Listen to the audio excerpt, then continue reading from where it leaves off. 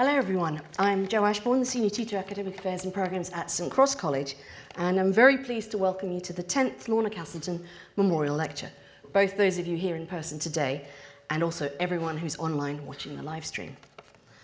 This lecture series was established in 2014 in memory of Professor Lorna Casselton, an Honorary Fellow of St Cross College. Lorna was a renowned fungal geneticist and an enthusiastic promoter of science around the world in her role as the Foreign Secretary of the Royal Society. So being able to have a global audience online today is particularly fitting. The college is very proud to be able to hold this annual lecture in Lorna's memory. We're delighted to welcome Professor Matthew Botvinick to give this year's lecture on AI and the challenge of human cooperation.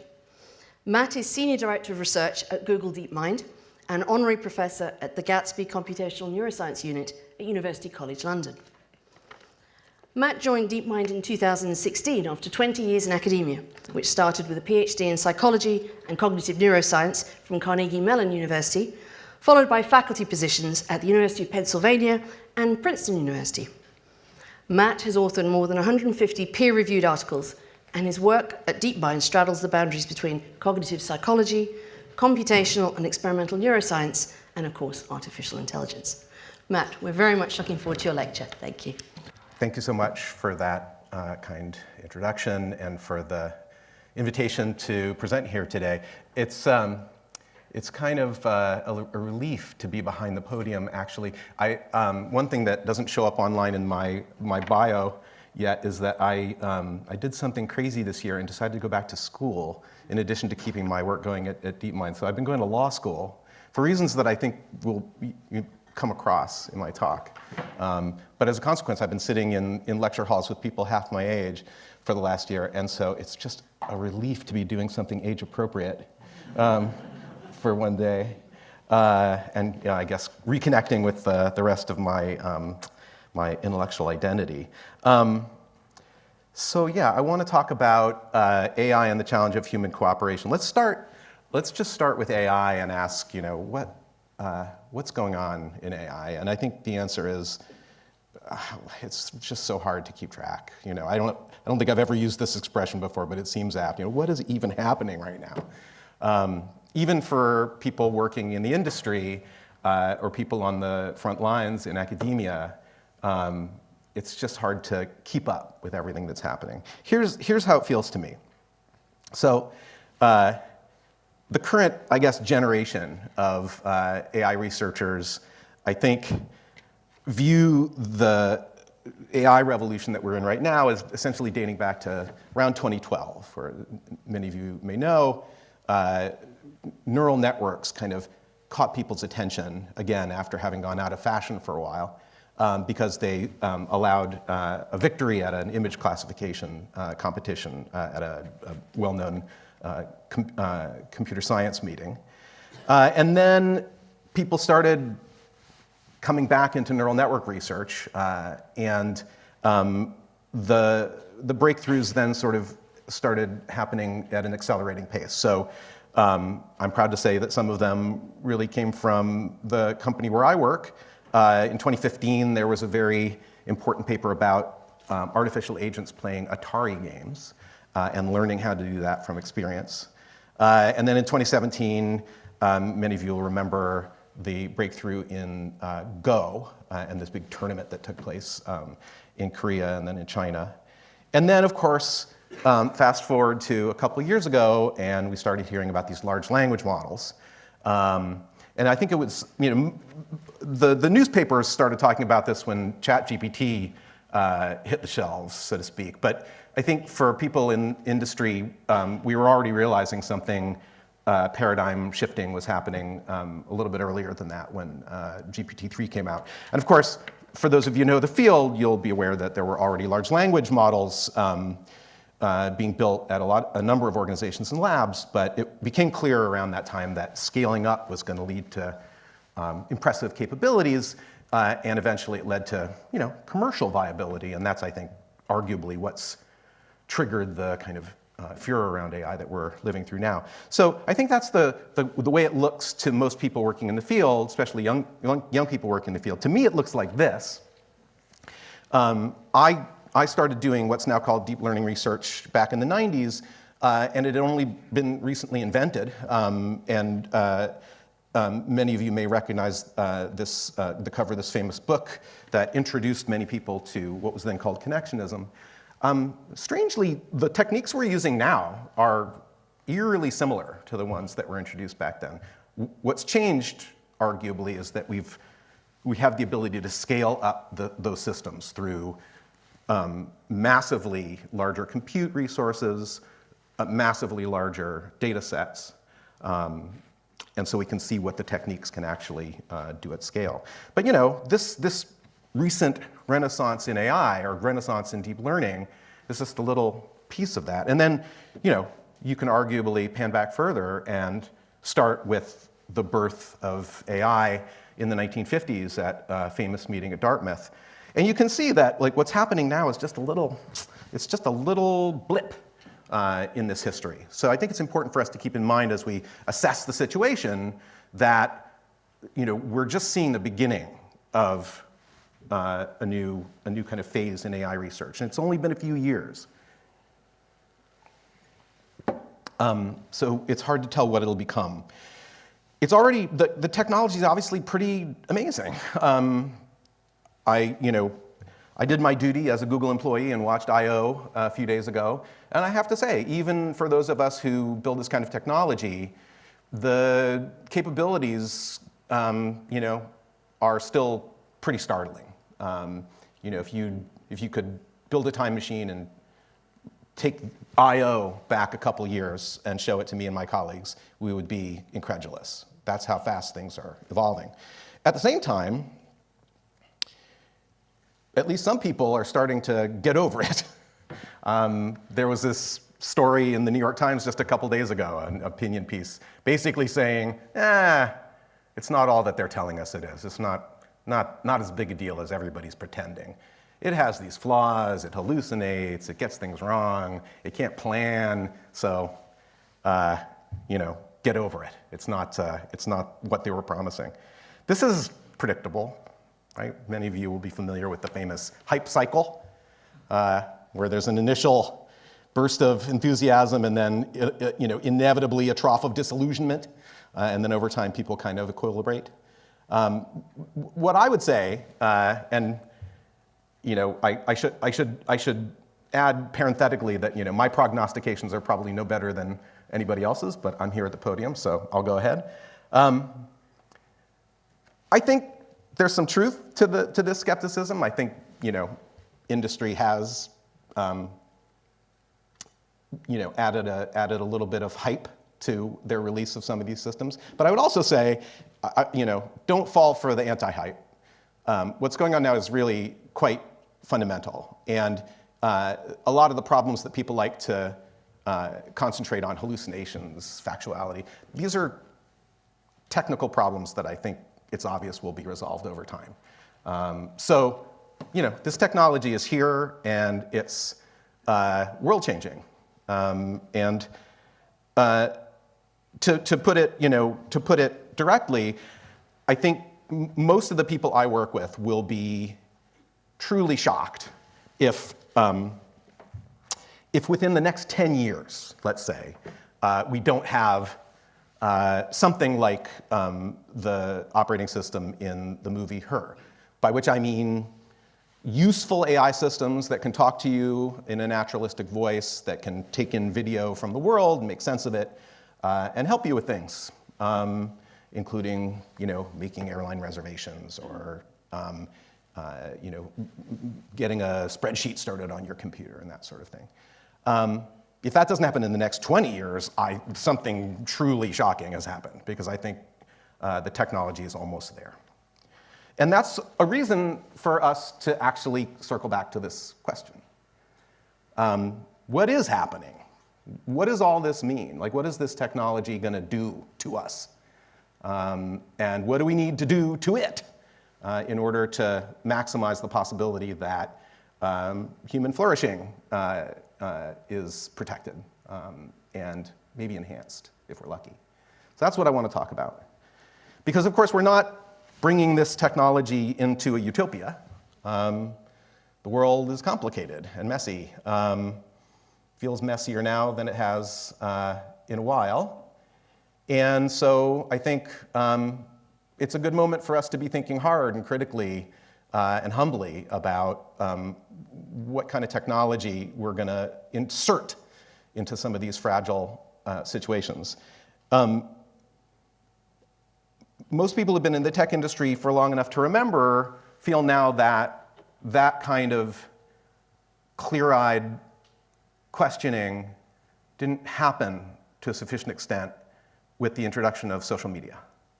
And there are disagreements about the role of social media in today's social world, but I think coarsely most people agree that there's good and there's bad.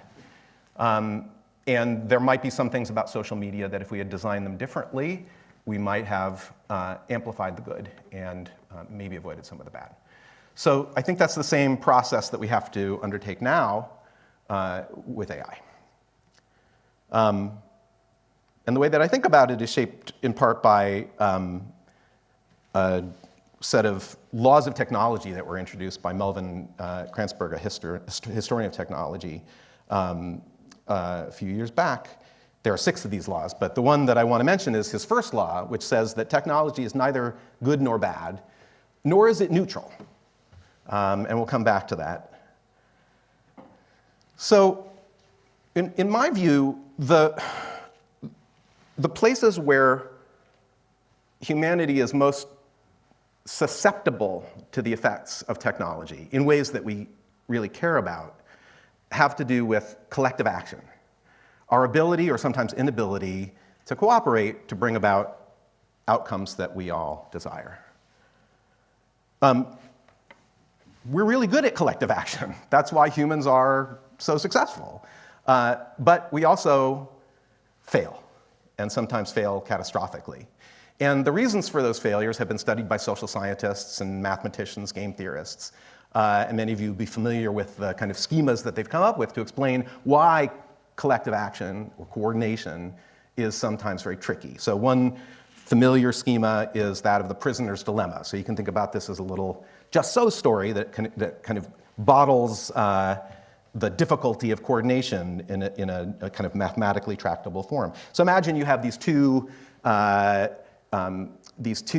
thieves that have been brought into the police station, and they're being interrogated separately. And they need to make a decision about whether they're going to inform on the other guy or whether they're going to clam up and say nothing. And so imagine that the scenario is if they both inform on each other, they both get 5 years in jail. If they both keep quiet, they both get 1 year. And if one informs and the other keeps quiet, then the one who informs goes free, and the one who keeps quiet gets the short end of the stick and has to spend 20 years in jail. So the interesting thing about this setup, and the reason it's been the focus of a huge volume of formal and experimental research, is that no matter what the other guy does, the best thing for me to do is to sell him out. To see why that is, imagine that I'm prisoner B. Now let's imagine that prisoner A is let's assume that prisoner A is gonna talk. What's the best thing for prisoner B to do? Well, if he talks, he gets 5 years. If he doesn't talk, he gets 20 years. Okay, he better talk. He better sell the other guy out. Good. All right, well, what if prisoner A remains silent? What should prisoner B do? If prisoner B talks, he gets no time. And if he doesn't talk, he gets 1 year. Okay, again, he should talk.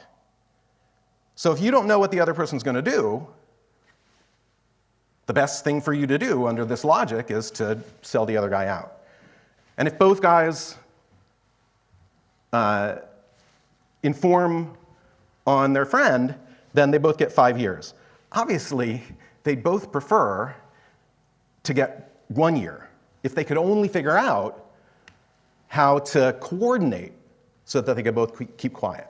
It's just an example. It's just a toy example, really, of the kinds of difficulties that arise often under strict assumptions. I'll come back to that in a second, with coordination problems. Another familiar example is called the public goods game, where there's some shared resource that's open to the public in general. So imagine like fisheries on the open seas, or a field where all the cattle can graze, or a canal system that feeds the fields in your area. But it's something that requires replenishment. It needs either contributions from members of the community, like the repair work has to be done on the canals, or you have to be careful not to overfish in the fishery. Responsible people do those things, but there's always a temptation on anybody's part to free ride, meaning, other people will take care of it. I'm just going to live off the fat of the land because it'll all be okay. I can count on the rest of the community to do it. Unfortunately, if everybody makes that assumption, then things don't go well, right? And this is referred to as the tragedy of the commons. I don't know if you can read this little cartoon, but I like its summary of the tragedy of the commons, so I'll read it to you. So there's a little sign here that says, "The commons to be used by anyone who wishes." And these ranchers are saying, there's a lot of grass here. I'll just increase my herd by 200 head. I could double my income if I double my herd. And so these ranchers bring in all the cattle they can, and what happens? The cattle overgraze, they kill all the grass, and then nobody's happy. So just another classical kind of game theoretic illustration of the problem of coordination, of collective action. But obviously those are sort of cartoon simplifications of coordination problems.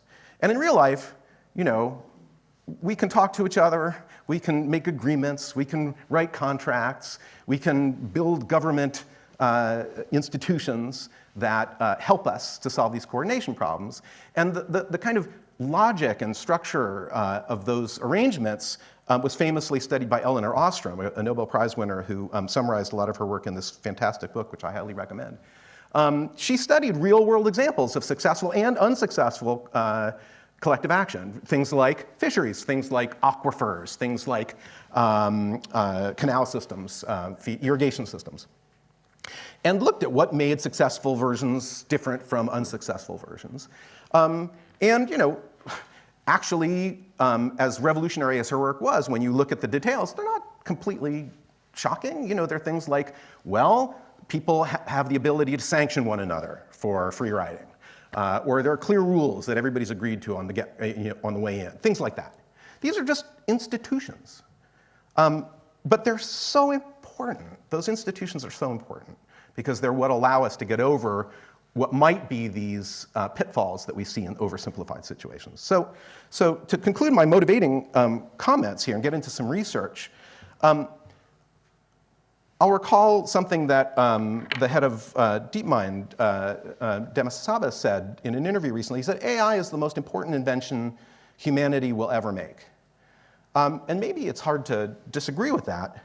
But I just want to suggest that there's another possibly more important invention, which is these kinds of institutions, these kinds of arrangements, these kinds of social structures that we've figured out how, at least in the best case, to arrange that allow us to cooperate, that keep us from free riding, that keep us from informing on each other, and so forth. So maybe what we need to be thinking about as AI becomes a reality is how those two kinds of technology are going to interface. How this new technology, artificial intelligence, is going to interface with this social technology that we've developed over many years and that we keep trying to improve, but that's vulnerable. Doesn't always work perfectly. Are there ways in which we can make things better by adding this new digital technology? What ways might things get worse? These are the questions that I'm currently quite concerned with. I actually arrived at this set of interests through AI research. There was some work going on, and is still going on, at DeepMind, led mainly by my colleague Joel Lebo, where he was building little video game-like environments where AI agents would face these social dilemmas. So there are no humans involved. It's just a simulation with a bunch of AI agents. They are embodied little agents, and they move around in this little environment. And here, the basic idea is that they can go pick apples down here, but in order for the apples to grow and replenish, they have to go up to the top of the environment and do a particular kind of cleaning task to make sure that the pollution doesn't accumulate. And what you find is, if you just put in agents that want to maximize their return or their reward, and that's the way we build most agents in AI, things do not go well. Essentially because these agents free ride. And so over time, they deplete all of the apples, and their collective return, the amount of reward or apples that they gather, is pretty meager. But if you just add one thing, you just add to this video game an ability for these agents to sanction one another. So they kind of in the video game, they kind of zap one another to say, hey, I don't like what you're doing. And you add that to their reward function, that is to say, they don't like getting zapped. And when they see other agents getting zapped, they internalize the kind of social norms that communicates. And then things go much better. So it's not enough to use the kinds of techniques that we usually use in building artificial agents. You need to add something. You need to add institutions. You need to add communication structures. I found that to be, it's sort of obvious, but I found it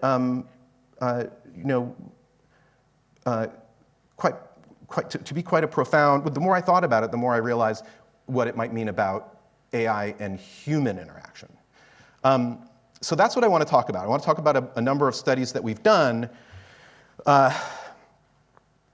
exploring, in a researchy kind of mode, so this isn't going to feel like product development, exploring the ways in which AI-human interaction might go, what it might look like. And in particular, rather than thinking about an AI system interacting with one person, we were interested in a variety of cases where an AI system is interacting with a bunch of people. And what we're interested in is not how the AI and the humans interact, but with how the people interact with one another. Is there any way that AI can help people coordinate in order to get what the people themselves want from their interactions? And I just want to mention that the work that I'm going to describe was done with a number of collaborators, including Chris Summerfield, who is, as many of you will know, professor here at Oxford, and was at DeepMind for years as a teammate of mine there. I mentioned Joel, but there's also Kevin, McKeel, MH, and Raphael. And you'll see their names as we go along. I just want to make clear that these people did most of the hands-on work. I want to make sure to take a moment and appreciate them for that. So again, before we dive in on the research, I just want to say, if we're thinking about the interaction between AI and these kind of social mechanisms, we can, of course, ask what might go terribly wrong. And there are many important questions to ask there, and I'm quite passionately interested in them. It's one reason I decided to go to law school. But we can also ask, more optimistically, is there anything we can do in designing our AI systems and the way that they interface with humanity that might make things go well, that might help people overcome the difficulties that we sometimes have in collective action and coordination? So we're going to focus over here on the kind of the good news stuff, but I'm happy to talk about worries later on. So okay, here's our first study. So you'll see the first couple of studies I'm going to tell you about don't involve language because they were initiated before the language model revolution, and so we kind of had to interact with people in a way that was feasible at the time. But that's okay. We were able to do some interesting things because of the availability of economic games of the kind that I referred to in introducing the prisoner's dilemma. So in this economic game, we thought about a kind of social network. And we asked, how can we get people in a social network to cooperate, to not to free ride, not to ruin the overall interaction? And we asked this question via the step of inserting an economic game into a social network. So if we look at this network, imagine each of those nodes, each of those circles is a human participant in one of our experiments. And the edges mean that one participant is connected to another. So what connection means will become clear in a second. On each step in the game, each participant has the opportunity either to cooperate or to defect. Cooperation means I'm going to give everybody that I'm connected to 2 cents. And I'm going to take a little bit of a hit myself for doing that. I'll give up one penny, but I'm going to give everybody else 2 cents. So, of course, if everybody does this, everybody wins. But you can see that there's a temptation to free ride. If I just sit back, by which we mean when I use the term defect, then I get all the money other people are sending out when they cooperate, and I don't have to pay that penny. So there's always a little bit of a temptation in this economic game setup to just free ride and let other people pay the price. The question is, can we do a little social engineering here that nudges people to cooperate so that everybody ends up better off? And the social engineering is just suggesting to people that they might want to connect with some other specific set of people, or might want to disconnect from some of the people that they're currently attached to. It's voluntary. These are just suggestions. So the rounds of the game involve the step of cooperating or defecting, and then responding to these suggestions for adding or removing connections. And then the next round commences. And this goes on for a fixed length of time, of rounds. So what should the connectivity of the network be? That's the only thing we're playing with here. We're not telling people what to do other than making suggestions to them that affect the connectivity of the network. So if you just start with a static network, just randomly connect people and then don't change anything, things do not go well. People, the fraction of the group that cooperates over time falls. And you can, hopefully access an intuition for why this happens. People see other people defecting, they get mad, they're sick of giving away their money to people who aren't reciprocating, and so they decide to start defecting. It's sort of akin to the tragedy of the commons. What if you instead say, well, we'll just randomly add or remove connections on every round of the game? Things don't go much better. What if we look at the social science literature? Is there some recommendation there for how well things could go? And the answer is sort of yes.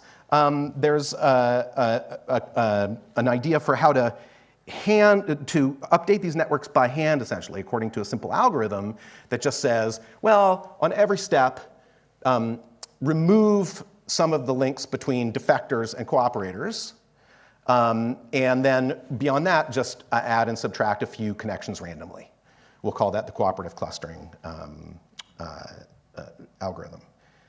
What we did, in addition to testing out these possibilities, was we said, well, we don't know what the right add and subtract policy is. Let's see if AI can figure it out and discover something that we never thought of. So we took an AI agent that kind of had a view of the network, right? It understood what the connections were, and it knew what every player had done on the last few steps. And then it was a learning system that was trained to make suggestions about which links to add and subtract. And its learning was driven by predictions about who would cooperate after that. So we had simulated human participants that we put in contact with this like AI social planner, and then we just had it run simulations. Well, what if I do this? What if I do this? What if I do that? And whenever it hit a decision that led to greater cooperation, it would mathematically say, mental note, do something like that more in the future. This is reinforcement learning. And lo and behold, when you take that trained AI social planner and now put it in contact with real human participants, things go quite well. This thing seems to have discovered a way of adding or suggesting adding and subtracting connections that effectively encourages the human participants to do the right thing and benefit from doing that. And this plot just shows that, in fact, everybody was better off. So the proportion of the group plotting the proportion of the group that got a share of the income, the closer you are in these plots to this dotted line, the more well-distributed the income was. The fewer people were left out. And you can see that our GraphNet planner, our AI planner, did well. So what was it doing? Well, it was doing something quite simple. On inspection, you can kind of tell from its behavior. You become a psychologist now and say, well, what is this thing doing? What it was doing was, when it found two people had cooperated, it said, great, let's connect those people with some probability.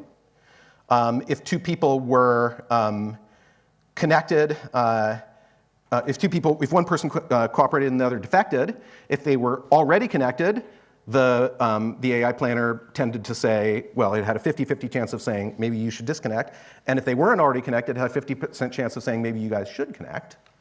And then if two defectors were connected, it almost always said, let's remove that link. But there was another little trick that it discovered, which was it changed its behavior over time. So in the beginning, it was sort of patient. So at the beginning, if it had a defector and a cooperator, and they weren't connected, there was a pretty good chance that it would say, hey, why don't you guys connect? And you can kind of psychologize this by saying, well, it was trying to kind of expose the defector to cooperators, to kind of like show them, to encourage them to be more cooperative. But that didn't last. Over time, the AI system had discovered that there are certain people it just had to give up on. If people were persistently defecting, the AI system eventually decided, you know what, I'm not going to connect you to cooperators. In fact, I'm going to disconnect you from cooperators. The cool thing about the simplicity of this policy is that you can hard code it, right? So we use the AI planner to discover this kind of psychologically insightful approach. But then once we had it and we could inspect its behavior and try to make sense of it, we didn't really need the AI system anymore. We could just write standard Python code to implement this policy, the policy that's illustrated in this plot. And it does just as well. So there's no other secret sauce to what the AI system was doing that we'd missed, because when we simplify it to match our understanding of its behavior, things go well. So that's a simple first example. Now, there's a little bit of an economic flavor to that first experiment. But we're going to move into a couple of experiments now that had more of that kind of sense of economic mechanism design or engineering. I talked about Joel's work with artificial agents interacting in an environment and then discovering ways of helping them coordinate and cooperate. There's sort of analogous work that came out of Salesforce around 2021, where there was a video game environment where agents had to do things like collect resources and build structures, and they did something kind of analogous to what Joel had done in building a kind of a taxation system that was imposed on these artificial agents. But the structure of the taxation system was learned through optimization. It was an AI system. So it was like an AI economist that was kind of adjusting the taxation system to impose the right incentives so that all of these artificial agents ended up better off. So I'm going to talk about a couple of studies in which we did this, not with artificial agents, but with human participants in an economic game. And I'm going to go there are two studies. I'm going to kind of do them in reverse chronological order. This is a study that we actually have under review right now. And the basic idea, again, is a simple economic game. That means that we can kind of analyze the behavioral results. Again, there are these discrete trials. On each trial, there's some pool of resources. Let's think of some quantity of money. And there are 4 participants. And there's some economic mechanism that is like designable that determines what the initial endowment is going to be in the pool, like how much money is going to be in there. And it also determines how much of that is then given to each of the participants on each trial. So there's this EI means that's how much of these resources this guy is going to get on that round. This person here didn't get any because that's what the mechanism said. And then if for each participant, they get a little money and then they have a choice. They can put some of it in their pocket and keep it for later, for private consumption, and that's called the surplus. And then optionally, they can take some of it and return it to the pool. And if they do that, it increases in size through, like, it bears interest, essentially. And then it's available for distribution either back to that same person on the next step or to other people. So you can see there's a little bit of a dilemma, as in all these economic games. Do I want to just keep this money for myself? Or do I want to put it back where it can grow, but I'm not completely sure whether I'm going to then get it? And of course, the question of whether I'm going to get it is dependent on the economic mechanism. It's dependent on the rules of this game. So the trick is we let an AI decide what the rules of the game were. We let an AI system interact with simulated participants, and here the simulations of the participants were learned by interaction with real humans. We had an AI system that interacted with these simulated participants and then tried things, tried different configurations of the game, always with the goal, with the reward function of maximizing the surplus. How do I set the initial endowment and then give people payouts that will encourage people to make contributions that in the end benefit everybody? So if you design this game by hand, things do not go well. So if you make the simple choice to give everybody an equal payout on every trial, regardless of what they invest, you can predict what's going to happen. People start to free ride. They realize, oh, it doesn't really matter what I put in. I always get this same amount, so I'm just going to keep whatever they give me. The problem is that over time, that central resource gets depleted until it goes to zero, and then nobody's getting anything after that. And so everybody ends up in the tragedy of the commons in this game. This is human behavior. What if instead we say, okay, we're going to give back to you a quantity that's proportional to your contribution?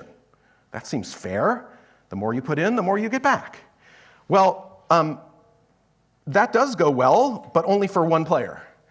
The person who has the most money to begin with at the beginning of the game is going to find it very enriching to keep contributing, whereas the other people in the game see all the rewards going to this one person and eventually bow out and end up in a poverty trap because they have no more money to contribute. So even these simple rules, when you combine them with human psychology and the kind of challenges of coordination, lead to these bad outcomes. It turns out if you train an RL agent, a reinforcement learning agent, one of these AI agents that I just described, to make decisions about how to remunerate people based on their contributions, and to find a way of helping people to coordinate and not free ride, things go much better. You can see even after periods where people ran out of money, this mechanism designer said, here's a little, for free. You didn't contribute anything on the last round, but here's a few cents so that you can get back in the game, that kind of thing. We can characterize the solution that it found in a number of ways. So these little dots are just points that correspond to individual games with different economic mechanisms. And the big dots are sort of the centroid of those point clouds. And the different colors are the different economic mechanisms, the different game designs. So, and then on the y-axis is this main success measure, the surplus. How much money did everybody get in aggregate over the course of the game? And on the x-axis is the Gini coefficient, which is a measure of evenness of distribution. So all the way at this end of the spectrum at 1, the Gini coefficient goes from 0 to 1. 1 is highly unequal, maximally unequal. Basically, everybody has all of the resources and everybody else has 0. And at the other end of the spectrum, near 0, you have much more even distribution. So what do we have here? Well, if we look at that equal baseline, which is the case where everybody gets the same amount, regardless of what they do, we have a pretty bad outcome. Low surplus, people are going home poor. Maybe the Gini coefficient is low, so they're not, like, things are pretty equal, but they're all equally poor, so that's no good. If we look at the proportional baseline, which is where everybody gets remunerated based on their initial contribution, things are going better in terms of surplus, but the Gini coefficient has gone up, which reflects what I showed you before. It tends to be the case that like one player keeps playing and everybody else goes home. The solution that the AI system found looks better on both measures. The surplus is much higher. People are going home with more in their pocket. And the Gini coefficient is at least lower than that maximal value that we found in the proportional game. So what's the agent doing? Again, it found a strategy that is sort of interpretable and transparent, but maybe not one that we would have thought of on our own. And the policy, the key aspect of the policy is that the agent pays people back in proportion to their contribution, but not in absolute terms. It pays them back based on the percentage of their current holdings that they contributed. So it's not the dollar amount, so to speak. It's like, how much of your wealth did you contribute on the last round? And then the other thing that it did was, as the size of that pool of resources changed, the agent changed its behavior. If the resources were scarce, it was very close to paying people in proportion to their contribution.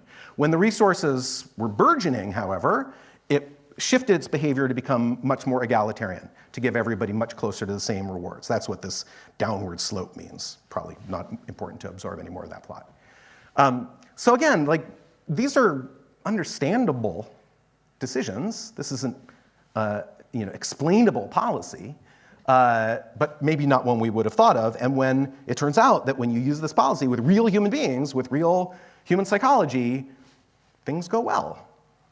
But to me, there was one slightly disturbing aspect of this study, which is that the AI agent had been designed to maximize money, right? It had been designed to maximize reward, the surplus.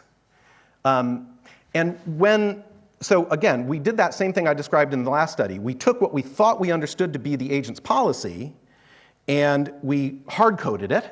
We just wrote a Python program to do what we thought the AI agent had figured out to do. And then we had people play the game again with the hard-coded policy. And what we found was that people preferred the hard-coded policy, even though maybe Chris, if he's here, can remind me. Either people were no better off. They went home with the same amount of surplus, the same amount of money, or I think it may be the case that the RL agent actually left people a little bit better off financially. But the bottom line is, people preferred a policy that wasn't necessarily making them richer, which suggests that there might be things that people care about that aren't about money. Right? Who knows what? Maybe the thing was more predictable. Maybe something about what it was doing felt more just to them. It's hard to say. But it just goes to show that if we're going to optimize for money alone, we may miss things that humans actually care about. And this is why I wanted to go in reverse order with these studies, because in an earlier study, we took an approach that I think addressed that aspect of things more directly. So the economic game here was simpler, but we did something that we didn't do in the later study that I think is worth talking about. So this is a paper that was in Nature Human Behavior led by Raphael Koster. The setup's very similar. We had human participants who were given an initial endowment, a little bit of money, and then on each round of the game, they could contribute to the central pool, and if they did, then what they deposited would gain interest, and then there was some set of rules that determined how that was then distributed on the next time step. And again, that kind of redistribution mechanism was learned by an artificial agent. Same stories before, simulated human participants, reinforcement learning to maximize something, but the something was different. So rather than maximizing financial return, we just tried to maximize human global satisfaction. So this was the way the experiment went. We gathered a bunch of human data in these economic games, behavioral data, and then we built models of how humans make these decisions, predictive models. using deep neural networks. And then we trained the AI system on those artificial human participants to learn a good redistribution mechanism. But instead of maximizing dollars and cents or pounds, we had people vote. We would give them two competing mechanisms. We'd have them play game A or game B, and both of those setups, both as a set of game rules, were defined by an AI, but they were two different AIs or two instances of the same AI. And we just say, which game did you like better? And maybe people would just say, I like the game where I went home with more money, but who knows? Maybe there are other things they care about, like maybe it made them feel bad if they went home with a lot of money, but somebody else didn't. Maybe disparities matter, or maybe the transparency of the rule. These are all possibilities.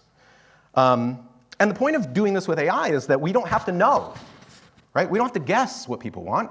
We just say, tell us what you liked, and then the AI, if it's smart enough, can figure that out. And in this case, something like that happens. So again, we can start with sort of simplified rules to understand the properties of the game. These images don't have anything to do with the AI yet. It's the same format as before. We've got the surplus. As you go up the y-axis, you have people going home with more money. And on the x-axis is the Gini coefficient. As you move to the right, things get more and more unequal. If you give everybody the same payout every trial, they go home with a certain amount of cash, but it's pretty low. They're equally poor, which may be nice, but there are other ways of getting them to go home richer. Libertarian here means you pay everybody back in proportion to what they donated, without regard to what other people did. And that's fine, but now you're getting higher surplus, but at the cost of at least some games involving pretty stark inequalities in what people are going home with. And this ACRM is an acronym for the AI system, and what we found was it found a pretty good compromise where people were going home with a lot of money in their pocket and not too much inequality. So again, the AI managed to find a solution, and here it was found not by maximizing dollars and cents, but instead by maximizing votes. And I'll just skip through these plots. They simply show that people consistently preferred the AI solution against those kind of cartoonish baselines. But more importantly, this bar over here shows that even when we asked incentivized human participants to make the rules, so we kind of took a human participant and said, you're the economist, you decide who gets what on every round. The other human participants reliably preferred the AI solution. Okay, so those are some economic game examples. I'm going to move right along because I want to talk about some of the more recent work we've done with language models. And I got 10 minutes left, so I think I can at least give you the high-level understanding of what's going on here. So of course, the stuff I mentioned before, the stuff that we began with, these economic games, part of the reason that we did that was that we didn't have the ability to use language. The AI systems that we were working with were not, they were not language generative models. They didn't give us this ability to interact with people through the human API, right? Through the richness of language. But fast forward a couple of years, and we do have this amazing technology. And of course, language is the way that we make these. Language is the way that we coordinate, right? Language is the way we build these institutions that I talked about. So once that began to happen, we wanted to embrace it. So now, of course, we've got Gemini available to us at Google, and there are these other amazing systems like coming out of OpenAI and Anthropic. So there's a whole new kind of landscape to explore here. And rather than looking at economic games in this case, or kind of economic mechanism design, we thought instead about something called citizens' assemblies. These are kind of innovative techniques in democracy where there's some policy decision that might affect a whole community, and rather than just relying on elected officials to take care of it, you say, no, let's get together a whole bunch of people and follow a kind of structured process to elicit their opinions, and then get them to listen to one another and update their opinions, maybe get some input from experts, and at the end of it, maybe we'll have some sort of consensus statement that we can offer to those policymakers to guide their decisions. This is a real thing. It happens increasingly across jurisdictions. One place that's really been all in on it is Taiwan. Some of you may have heard about Taiwan, where they use software to coordinate these citizens' assemblies involving thousands of people. Getting this to work really well is tricky, but it's an exciting possibility for how technology could enhance democratic function. And so we wanted to think about whether language models might be able to help scale and improve these processes. So the first thing we did was just asked, pretty early on here in the history of the language model revolution, could language models be used to construct consensus statements based from a set of opinions from real human beings? Could you take a bunch of statements from people with differing views, feed them into a fine-tuned language model, and hope that that language model would spit back a summary that kind of captured everybody's opinion in a way that helped to kind of make things coherent? So, for example, you put in a human-generated statement in answer to the question, should we lower the speed limit on roads? One person says, well, the higher speed limits are okay and need no change, and then goes on. Somebody else says, yes, driving faster causes higher pollution. So how do we integrate these? Can we imagine an AI system where we can feed these in, and then we've trained the thing to come out with something like this consensus statement at the bottom? We believe that speed limits are currently appropriate. However, we feel that there is a need to enforce speed limits more strictly. You can see how an intelligent language production system could maybe do a good job of bringing stitching together people's opinions.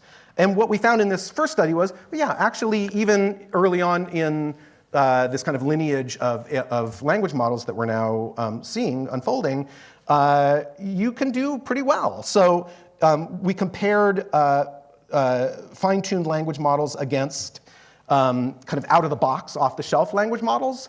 And we found that if you just train these systems on consensus statements that human subjects in these experiments rated highly, so you give it good examples and train on that, in fact, you end up with a language model that, when given new opinions to synthesize into a consensus statement, does a good job. It ends up outputting statements that elicit ratings of strongly agree more reliably than these raw models, and are more highly rated on a variety of quality metrics like coherence, is there like irrelevant junk in there, that kind of stuff. So that's the first step. And once we realized that language models might have this capability, we wanted to take the next step toward determining whether they might be useful in something like one of these citizens' assemblies. What if you get people together and you ask them contentious political questions, find out what they think, but then use an AI system to form a proposal for a consensus statement, and then beyond that, have the participants critique that initial proposal, and then have the language model update it based on their critique. And you can see how you could do further rounds of that, but we only did 2. So it's in this paper that's currently under review. We called the AI in this case the Habermas machine, sort of tongue-in-cheek. Some of you will know Jürgen Habermas's work on a democratic deliberation. So the basic idea was you feed into a language model, a generative model, a bunch of human opinions, and it is designed, it's been prompted to output a number of proposed consensus statements. There's another part of the model which has been trained to predict preferences. So rather than outputting consensus statements, instead it says, here are some opinions that this person has offered. Here is a consensus statement. Do you think that that person will like this consensus statement? So it's called a reward model in this work. So the Habermas machine has these 2 components. And so it kind of ranks the candidate statements that first component of the system spits out. And then we use the social choice rule basically to take the rankings and choose a winner. And so when you use the whole pipeline, what you get is, here's a political question, here are a bunch of people's opinions, here's the best consensus statement after all of this internal work. This is too complex a figure, but it basically summarizes the procedure that I just described to you. Human participants are given a question. They write down their opinion. That set of opinions is fed into the Habermas machine. The Habermas machine does its thing and comes back with actually a set of proposed consensus statements. The human participants rank those and score them, but they also, and from those rankings and scorings, a winner is chosen. But then the human participants are asked to critique it. So they write down, I don't like this part, that part's good, you need to remove that part, if you don't say this, then I'm leaving. And then we put that back into the AI system, and it comes out with another proposed consensus that updates that. And what we find, long story short, is that this helps people find common ground. People prefer the winning statements that are generated by the Habermas machine over ones that are generated by a human that we put in that role. So we get somebody to kind of write a consensus statement and then listen to all the feedback and write another consensus statement. And the AI system does a better job. People are happier with it. They give it high ratings and they vote for it if they're asked to choose between the two. And the human version scores worse on a bunch of different metrics, like clarity and so forth. That's what's over here on the right. Another thing that happens is that, as I foreshadowed a moment ago, people start to converge. They start to find agreement on the political question. They don't always end up unanimous, but the initial disagreements shrink. And this happened across 3 different cohorts, and it doesn't happen if you just show everybody else's opinions, raw opinions. So it's not just, oh, I heard what the other people had to say. It also seems to have something to do with the generation of this consensus statement, synthesizing the statement that kind of puts it all together in a coherent way. And it's not about silencing the minority. We did a number of analyses that showed that minority opinions are actually overrepresented in the final opinion. Why that leads to greater agreement, which is, by the way, I should have mentioned the thing that we optimized for in training the language model, is an interesting question. But it's certainly not the case that the language model is just implementing a tyranny of a majority here. And then finally, we tested the external validity of this by recruiting a representative sample of UK citizens and asking these spicy questions, things like, should the UK change its asylum-seeking policy to make it easier to enter the country, things like that. And we found that it generalized to this representative sample. So again, we do slightly, measurably better with that final winning consensus statement than we did with the one pre-critique, showing that things are getting more agreeable to people as they go along. And people are indeed finding more agreement over the course of the session. And it's not, another thing we wanted to check was, is it possible that these language models just have their own political opinions and it's kind of subtly talking people into agreeing? And we did some very elaborate and I think well-designed analyses to show that even in the case where you end up having to conclude that the language model has some sort of initial bias, it had no effect on people's decisions in this process. So it's not that the language model is just kind of subtly persuading people. Good. All right. So let me conclude with one more minute, and with thanks for your indulgence going over a minute or two here. So I started with Demis and his proclamation that AI is the most important invention ever, which I don't disagree, but there's another one, which is the stuff that Elinor Ostrom was talking about, these institutions that allow us to coordinate. And technology plays into that in a million ways. Kranzberg taught us that technology is neither good nor bad inherently, but it's not neutral. You can't just sit back like a lot of people did in the early days of social media and say, we don't want to take sides politically. We're going to just let the people decide and not worry about the design of this technology. Technology is not neutral. We talked about why coordination problems are hard, and then looked at ways in which the technology could help, always in these little controlled experiments, But now that we've got some initial indications that a certain set of techniques and procedures might yield useful results, we're thinking about how to scale this up. I'll just end with a series of quick questions, though, because I don't want to leave anybody with the impression that we think that this is all, simple, and now it's just a question of turning it into products or something like that. So there are a lot of questions left on the table. One is, what do we optimize for? I already talked about the fact that it might, like the thing that seems obvious, like let's make people as rich as possible, might not be what people really want. How do we figure out what to optimize for so that we don't end up optimizing the wrong thing? I mean, social media, like optimize engagement. We saw what that ended up with, right? So how do we choose the optimization target?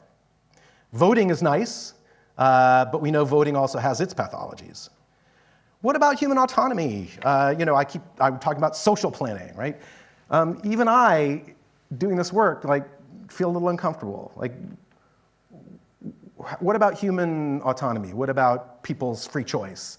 I don't think we should fall into the trap of thinking, oh, well, we want to make people autonomous, so we shouldn't do anything. We design economies, that helps people. But we need to find a way of balancing between engaging in institution building while at the same time taking seriously people's freedom. Transparency, what are we responsible for letting people know if they're interacting with AI systems that are structuring their experience? Even if the AI systems are leaving them better off in some meaningful way, my intuition is I'd like to be told what I'm going through. I'd like to be told how these choices are being made. Oh, what's that? See, I didn't get an explanation for that, and I'm frustrated. Just a couple more questions, and hopefully this will be fuel for some Q&A. Explainability. So it turned out nicely in these studies that I described that, even though we train these AI systems that might have been very opaque, they might have come up with policies that were impossible to interpret. Turned out that's not what happened. The policies were pretty interpretable. And maybe that's because human psychology is in the loop, right? So whatever is going to work, has to kind of interface with human decision making. And so maybe because of that, there's some constraint that means that the final policy is going to be human interpretable. I don't know that that's guaranteed. And how do we assure that the things that AI planners are doing for us are things we understand? Or do we care? Do we care whether we understand if it's benefiting us? We have to ask this question. Legitimacy, who's designing these things? I work at a tech company. We have the resources to do this. I'm not sure tech companies should be the only players in this space. Seems like something maybe government should be involved in. Maybe it should be democratized in some way. Something that needs to be considered. Participation under the same heading. Who's contributing? When we optimize, who are we asking? And are we asking in a way that we can legitimately call even-handed and inclusive? And then finally, is all this techno-solutionism? Meaning, are we just looking at social problems and instead of taking them seriously and doing the hard work we really need to do to fix them, we're looking to the tech companies to come up with some magic device that will fix these problems, thereby leading us to avoid the hard choices that we really need to make. That's a risk. That's a risk. But I also think we need to avoid the other, the opposite, which I guess I'm going to coin a term today, call it tech naivete, where we say, oh, well, we don't want to get into techno-solutionism, and so we're just going to throw technology out there and let humans decide what to do with it. It'll just be a free-for-all. We've already gone over a couple of examples where that's literally irresponsible. Technology is going to shape the social world. We need to take a breath and figure out how to design it. Hopefully we can do it in a way that checks all these other boxes. Again, I just want to acknowledge my collaborators who are responsible for all the work I described to you, and thank you for your attention.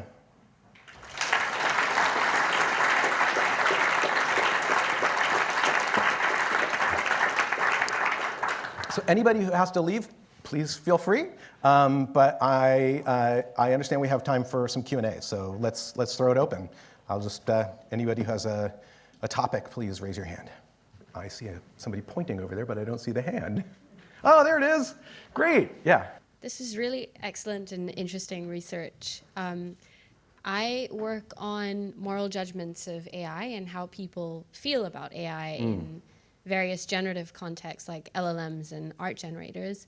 And we see a general trend of people having what is called an algorithmic bias. But in the work you presented, it seems like people have a much more positive perspective of AI. They're more open to it. And why do you think those differences might be, where in a political context, people are able to find middle ground because of an AI, but in other contexts, they're very much resistant to it? Well, so one thing I should share is that I presented one data point which was pitting human human interventions against AI, and I should share that the participants didn't know which was which. And we did that to parcel out exactly the sorts of attitudes that you're talking about, which is not to say that they're not hugely important. I'm interested in your view of this. My sense is that this isn't a hardwired feature of human judgment, right? Like, this is something that's, culturally determined, and it seems likely to evolve, as history unfolds. My understanding of the literature as it now stands, and again, you obviously will know this better than me, is that there are some situations in which humans prefer to interact with humans, but there are others in which they prefer to interact with algorithms, and it has a lot to do with how trustworthy they feel like the algorithms are. So I think, to me, this is just it's under that same heading of what are we optimizing for? If people don't want to interact with algorithms, they shouldn't have to interact with algorithms. What are we doing? On the other hand, it's hard, right? Because I feel like we're on the threshold in a number of ways of an era where AI systems are just going to be able to do some things better than us. And people may benefit from that. I was talking to someone who works in marketing a few weeks ago at a big corporation, and she was telling me that they have swapped in chatbots for some of their customer interactions. And it was a telecom company, and they were specifically using chatbots to contact people who were very delinquent in their payments, and to try to get them to kind of come to an understanding, a repayment plan. And apparently, the AI systems were better at getting customers to settle their bill, and the customers enjoyed the interaction more. So I don't know what that means. There's also, speaking as a just member of society here, not as an AI researcher, there are also weird situations where we hear that someone likes interacting with an AI system in a certain way, but we disapprove of that. So-and-so has an AI girlfriend. Now, presumably that person enjoys having an AI girlfriend, or they wouldn't do it, presumably. But I don't feel good about it. So how are we going to deal with those kinds of situations? Things get tricky, because it's not only about the attitudes that individuals have toward the algorithms that they're interacting with, but they're also like third-party effects. I'll just share one other little story, and then we can move around on topics. But I think people are already, especially young people, are rapidly developing very rich attitudes, very detailed attitudes about what's okay and what's not okay with AI interaction. An example of this was, I was talking to my 21-year-old son. This is just a few days ago. Some of you may have seen OpenAI released a new set of features, which has very naturalistic sounding voice outputs.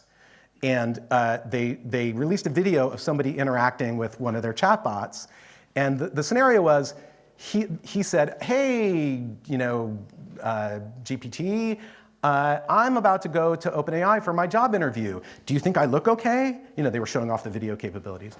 And the voice said, ha ha ha ha, well, if you're going for the disheveled programmer look, then you've nailed it, but you might want to like run your fingers through your hair and maybe put on a button-down shirt. And I watched that and I was thinking, boy, the prosody there is really impressive. Like the tech is really impressive. My son watched it and he said, Dad, if you ever see me talking to an AI that mocks me, even affectionately, I want you to take my computer and throw it out the window. And he was right. He was right. I mean, this is my personal opinion. So I think we're going to see like these attitudes, getting quite rich, because it's okay for other people to do that, or maybe like some other people. So we're going to have like social rules that apply to AIs, and your work's going to get more and more interesting. Yeah. Okay. Yes. Any other thoughts? Yeah.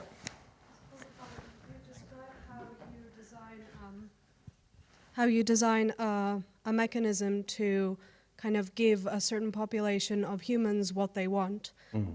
Have you done any experiments where you try to do that with the different types of population and kind of observing any cultural differences that there might be? Great question. No, we haven't. With the footnote that that last step of the Habermas machine project was sort of in that direction, right? So we said, okay, look, we've trained this thing on university students, and we don't even know their demographics. These are just people who sign up for online experiments.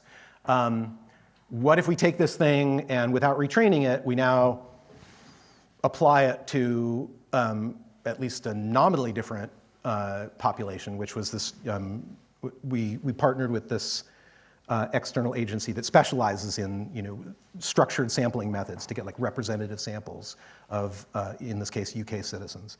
And we saw the same pattern. So in that one example, we found that things generalized.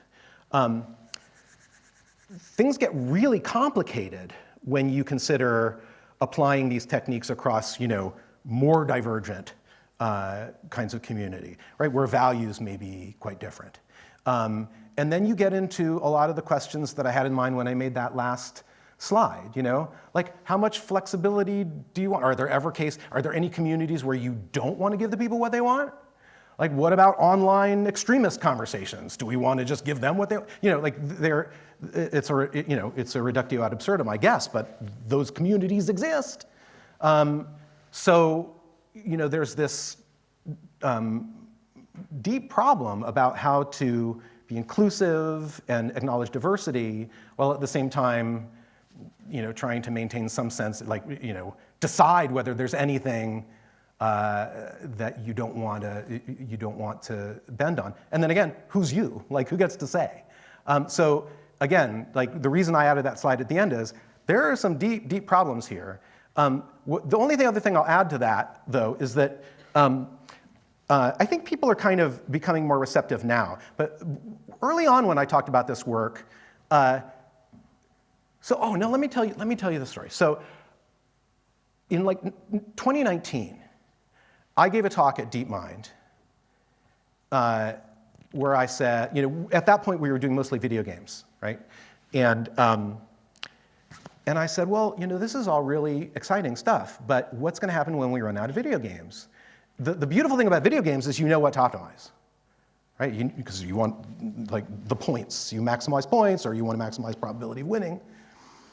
What happens when we run out of video games where that's easy? Like then how do we specify what the rewards are?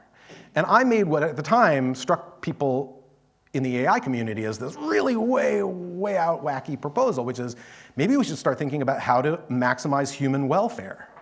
Maybe that's what maybe we should think about what that even means, because that's what AI systems are ultimately going to be about. And the senior people at the company, several of them came up to me afterward and said, oh, I'm uncomfortable. Who are you to say what human welfare is and try to build it into your machines? And my answer was, exactly. We have to grapple with this problem, but there's no way to avoid the problem. That's the deep truth here.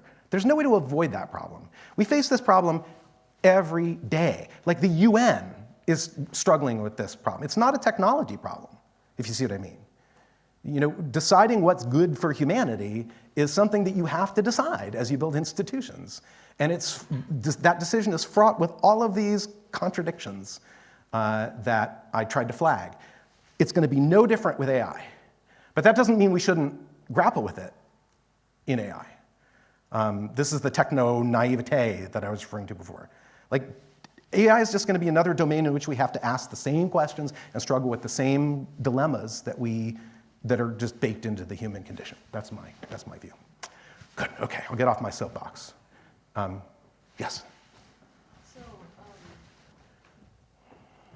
At the beginning of the lecture, you mentioned that you're in law school, and I was wondering how your education there has informed your work in AI, and what are you hoping to do with your law degree? Yeah, I don't know. I don't know what I want to do when I grow up. I'll be a firefighter or something. I don't know. Thank you for asking that, because I need to think about it. The world of law is utterly fascinating to me.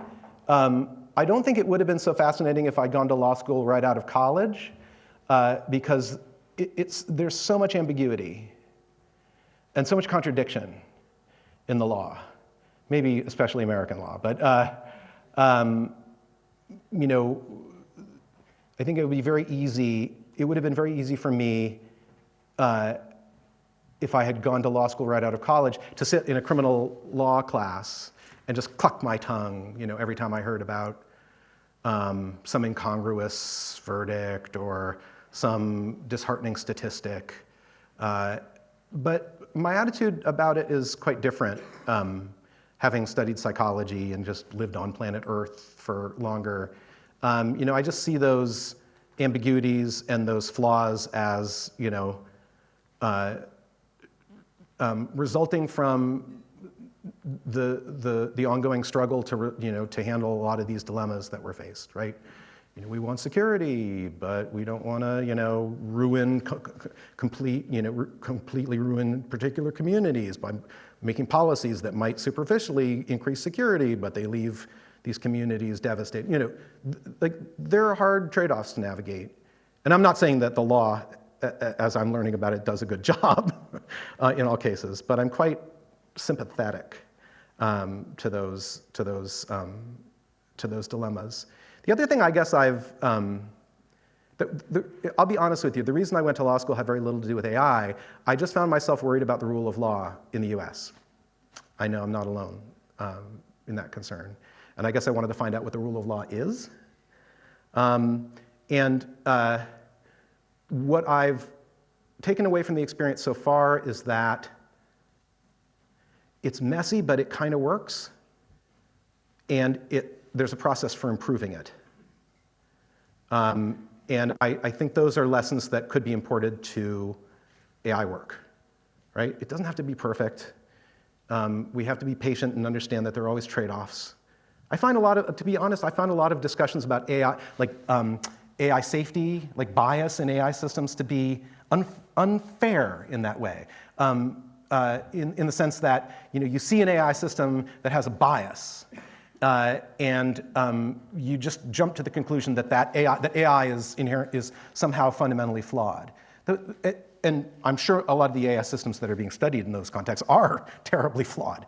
But humans have these same biases. And not only that, but as people in the community that study bias in decision-making have determined quite clearly and mathematically, there's no such thing as fairness. That is to say, there's no one definition of fairness. Any definition of fairness you choose is going to force you to give up something else. And then you want to change your definition of fairness in order to capture that one thing, you're going to have to give up something else. So again, I guess I'm coming back to the same point. We need to design AI systems that are socially helpful, and we have to tackle that as a serious engineering problem. We have to try to do a good job of that. But in doing that, we have to understand that we're grappling with problems that involve these trade-offs, that they're fundamentally difficult. and there's an irreducible role for moral decision making, and this is what the law looks like. This is what the law looks like. And then the other thing is, I love the fact that the law can change, that the law can improve. I don't know that the United States Supreme Court thinks that now, but I hope it remains true. And it kind of gives me hope that AI systems that play these roles will also be subject to a kind of democratic feedback mechanism, where some tech company or some government agency tries something out, and people go, no, we don't like that.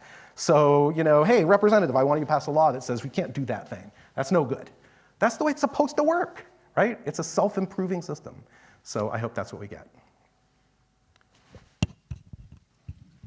So do you think integrating ideas from a movement like effective altruism or like teaching AI researchers about ethics could encourage them to create or research programs that maximize welfare?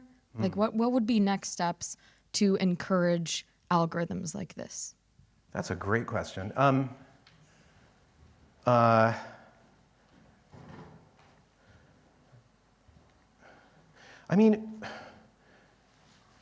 Computer science departments haven't historically taught, a lot of the relevant stuff, but that's not their fault. That's not what computer science has been about. That's certainly, I didn't learn about any of that when I was learning to build neural networks. To expect AI researchers to shoulder the burden of learning everything that might be useful seems like a big ask. I was invited a couple years ago to write a short piece for Trends in Cognitive Sciences on their 25th anniversary, and it was about what I would like to see happen in cognitive science over the coming 25 years.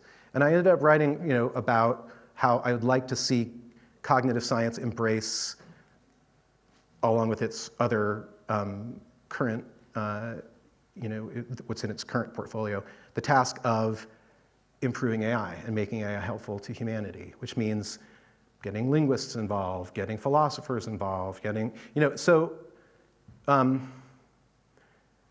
ethicists involved, economists, definitely economists.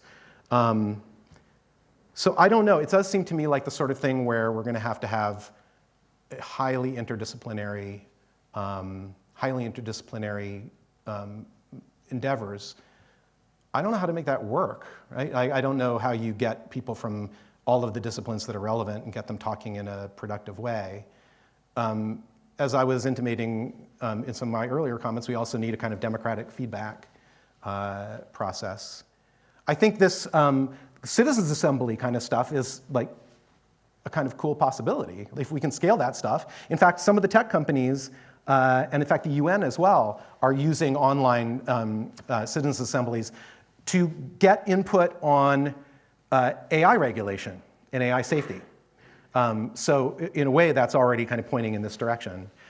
Effective altruism, I don't know, that's a particular view basically on what we should optimize.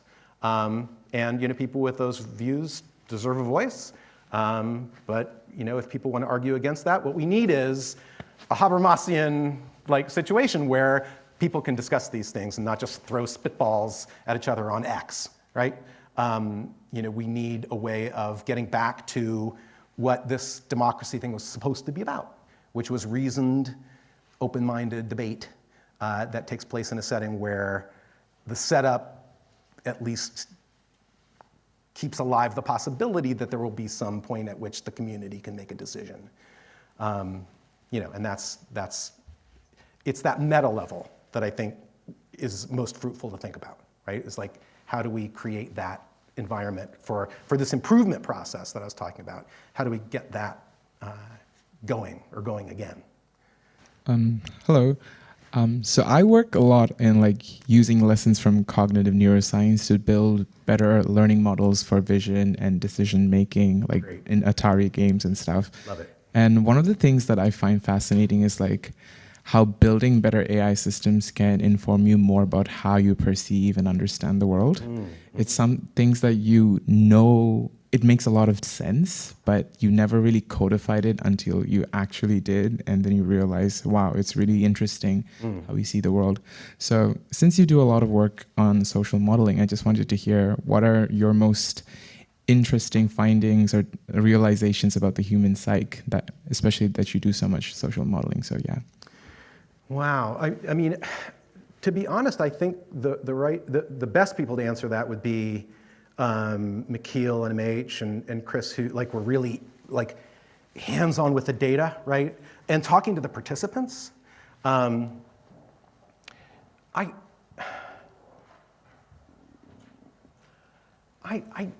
don't think I think I've learned more about mechanism design and the psychology of mechanism design than I have about the psychology of human participants, right? Just the fact that, you can look at the decisions that the AI planner made, and post hoc, they make perfect sense, right? Well, why didn't I think of that? But the truth is, we didn't. We didn't think of that. And the fact that there are solutions to problems, or kind of policies that are helpful, that are eminently human understandable. And if somebody put them on the whiteboard, you wouldn't think they were a genius. You'd be like, oh, that makes sense, let's try that. But we don't sample them. We just miss them. We don't. And so there may be a lot of good ideas that are not like Move 37 in the Go game that AlphaGo won, where everybody was like, I don't understand, it's too brilliant for me. Instead, they're actually pretty simple, but we just didn't happen to think of them. And AI systems may help us, improve our search in that way. I guess that's the one thing that I took away. The only other thing that comes to mind under that heading is that there's a data point that I didn't mention because it's very qualitative, and it had to do with the at the end of the Habermas machine experiment.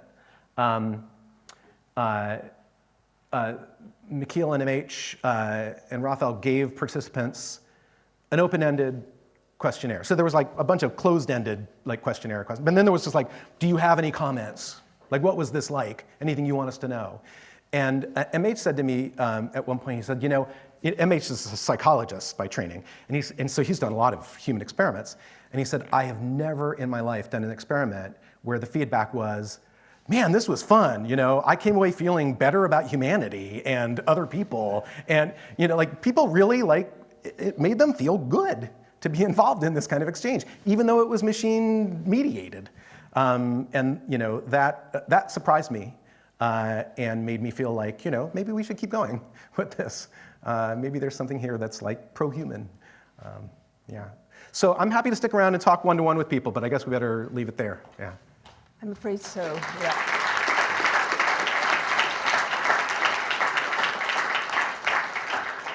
Matthew, I'd just like to say on behalf of St. Cross College, which hosts this lecture, a huge thank you for such an entertaining and informative lecture. I think it's very heartening for us all to think how thoughtful and benign people like you are in putting your time and effort into getting this right or asking the questions. But also, I think it illustrates for us the power of research and modeling meticulously, demonstrated by your charts, which is, of course, something we relish and nurture at Oxford University. So we're really thrilled to know that you're on our side. And the last slide has set everybody thinking, real food for thought. Can you all join me, please, in thanking Matthew for an absolutely fantastic lecture? Thank you. Thank you. Thank you very much.